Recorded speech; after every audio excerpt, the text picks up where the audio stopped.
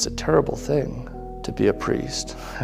It's beautiful, in some sense. I wouldn't change it. You love it, but you have to die. It's terrible. It's terrible. It's not a career. It's something you just bear, in a good way with Christ, because you're entering into that in some small way, because the priesthood is Christ's. And so, it's a fearful thing to be a priest. It's really a fearful thing. God help us. God help us. We're men, men who make mistakes. Hopefully we're upholding church teaching as best we can.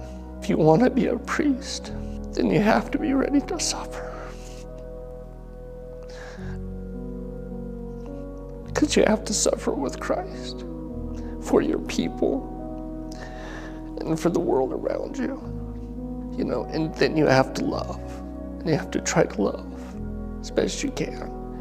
And that's a hard thing. It's a hard thing. And there's so many temptations, there's so many temptations for priests to really pray for them. But if you're doing it, it's not a career. It's not a career. In fact, if you want a career, it's the worst career choice you could ever make in your whole life. So don't do that. It has to be life. And sometimes all you have is Christ. And you're stripped down to almost nothing, and left with only Christ.